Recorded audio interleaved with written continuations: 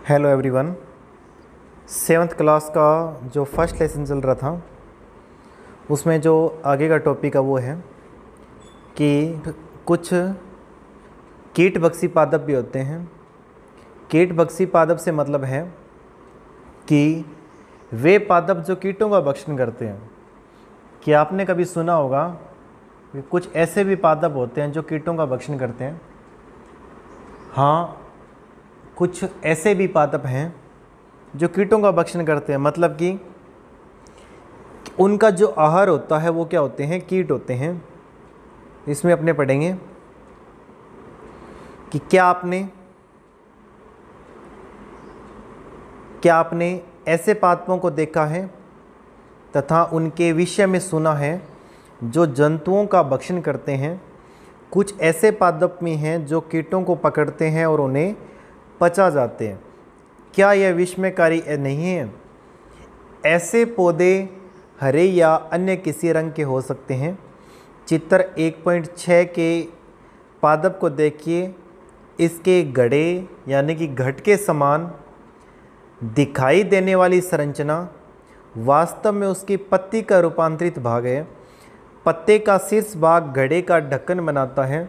घड़े के अंदर अनेक रोम होते हैं जो नीचे की ओर ढलके रहते हैं, अर्थात अधोमुखी होते हैं। जब कोई कीट घड़े में प्रवेश करता है तो यह उसके रोमों के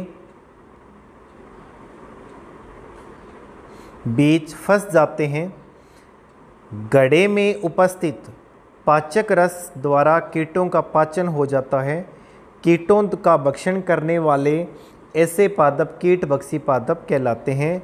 वीनस फ्लाई ट्रैप तथा संड्यू कीटभक्षी पादपों के दो अन्य उदाहरण हैं। तो ये नाम ध्यान में रखना कि कीटभक्षी पादपों के उदाहरण लिखिए तो क्या लिखोगे, वीनस फ्लाई ट्रैप तथा संड्यू कीटभक्षी पादपों के उदाहरण हैं। ये दो नाम आप विशेष रूप से ध्यान में रखोगे कि वीनस फ्लाई ट्रैप तथा संड्यू।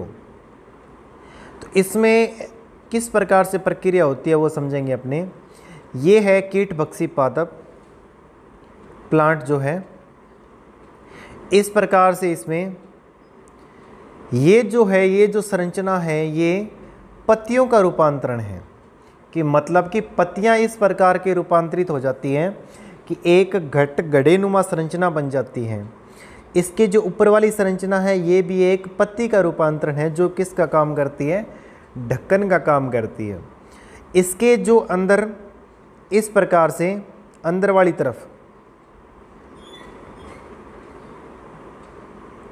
तरफ इस प्रकार से रोम लगे होते हैं, नीचे वाली तरफ झुके हुए, इसको बोलते हैं अधोमुखी। जब इसके अंदर कोई कीट आएगा, कीट आने के बाद इन रोमों के द्वारा वो नीचे तो चला जाएगा परंतु वो ऊपर नहीं जा पाएगा, मतलब कि उसके अंदर रोमों के अंदर फंस जाएगा। और इसके नीचे क्या है, पाचक रस हैं जो क्या काम करेंगे, जो भी कीट है उसको पचाने का काम करेंगे। और ऊपर से क्या लग जाएगा, ढक लग जाएगा। तो इसका काम क्या हो गया, कंप्लीट हो गया। सिर्फ इतना ही इसका काम होता है कि जो पत्तियां हैं एक घड़े का रूप ले लेगी। घड़े का रूप लेने के बाद इसमें कोई कीट आएगा, कीट आने के बाद अंदर की तरफ धसेगा। रोम अधोमुखी होने के कारण कोई भी कीट आने के बाद वापस नहीं जा पाएगा और इसके अंदर पाचक रस होने के कारण उस कीट को पचा लिया जाएगा और ऊपर से ढक लग जाएगा। तो ये कौन सा पादप है, कीटभक्षी पादप कहलाता है। कीटभक्षी पादप से मतलब वे पादप जो कीटों का भक्षण करते हैं, कीटभक्षी पादप कहलाते हैं। समझ में आ गया होगा। इसके बाद जो अगले वाला पॉइंट है वो है मृतजीवी। मृतजीवी से मतलब है कि वे जीव जो सड़े गले पदार्थों से अपना भोजन प्राप्त करते हैं। मतलब कि मृत जीवों से जो अपना भोजन प्राप्त करेंगे वो मृतजीवी पादप कहलाएंगे। इसमें पढ़ते हैं कि आपने बाज़ार में छत्रक यानी कि मशरूम बिकते देखे होंगे। वर्षा के दिनों में वृक्षों की सड़ी गली टूटी टहनी अथवा तनों या छाल पर छाते के समान संरचनाओं के गुच्छों भी आपने देखे होंगे। आइए देखें कि जीवन यापन हेतु इन्हें किस प्रकार के पोषकों की आवश्यकता होती है और वे यहाँ उन्हें कहाँ से प्राप्त होती है। मतलब कि जो मशरूम हुई, इसको जो भोजन है वो कहाँ से प्राप्त होगा? जीवन यापन के लिए इसको किसकी आवश्यकता होती है? भोजन की आवश्यकता होती है। तो इनको भोजन वो कहाँ से प्राप्त होगा? ये है मशरूम का डायग्राम।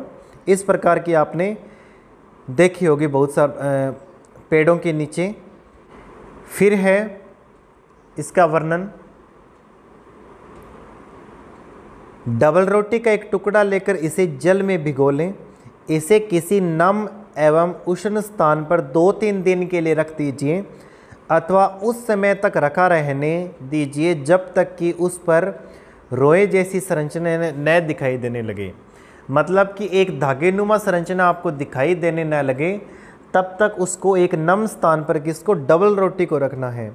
डबल रोटी का टुकड़ा लेना है, उसको जल से भिगो करके एक नमी वाले स्थान पर रख देना है जब तक उसके अंदर आपको रेसे दिखाई देने न लग जाएं।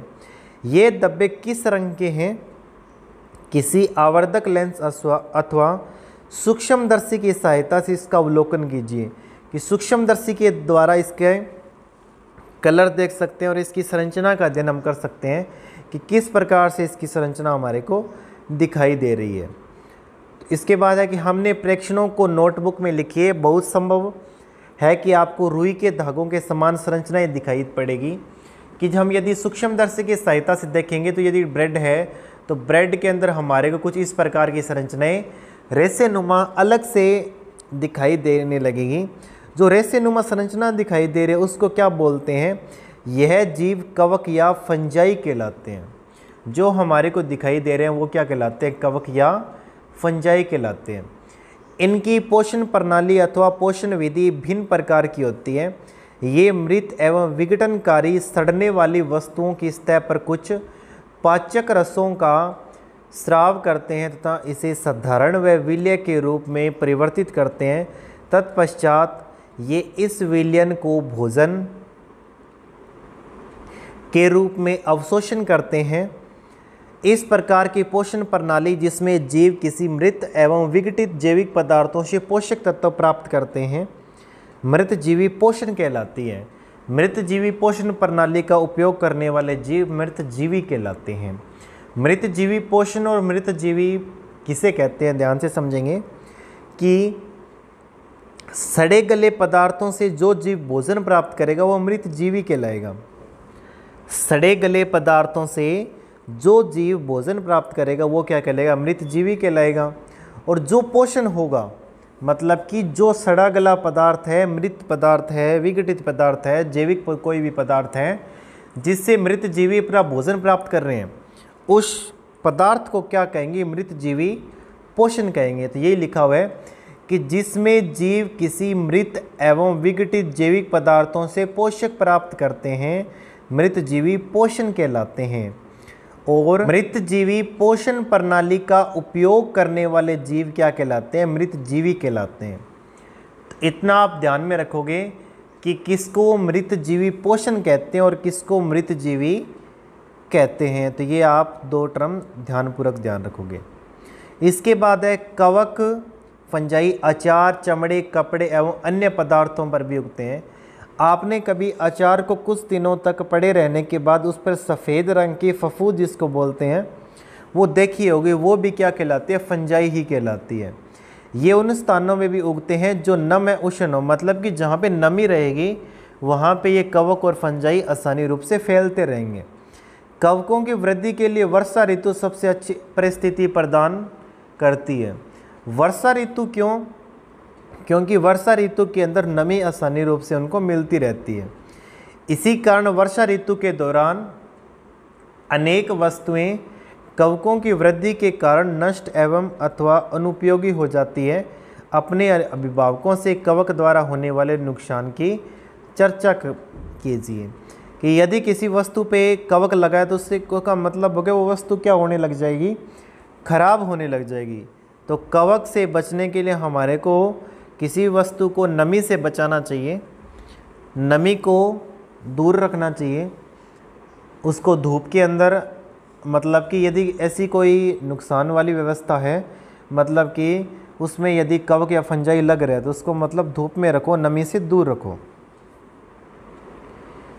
सामान्यतः कवकों के बीजाणु वायु में उपस्थित होते हैं जब वे किसी ऐसे पदार्थ, जैव पदार्थ अथवा उत्पाद पर बैठते हैं जो नम उष्ण हो, तो वे अंकुरित होकर नए कवक को जन्म देते हैं। क्या अब आप बता सकते हैं कि हम अपनी वस्तुओं को कवक द्वारा खराब होने से किस प्रकार बचा सकते हैं? तो ये आपको बता ही दिया कि उसको नमी से दूर रखना चाहिए। आज के लिए इतना ही। तो ये जो क्वेश्चन है ये हो गया डबल रोटी का डायग्राम। इसमें यदि हम सूक्ष्मदर्शी की सहायता से देखते हैं तो ये हमारे को इस प्रकार से दिखाई देता है। छोटे क्वेश्चनों को ध्यान रखें। कवक या फंजाई किसे कहते हैं? मृत जीवी किसे कहते हैं? मृत पोषी किसे कहते हैं? आज के लिए इतना ही। Okay, thank you.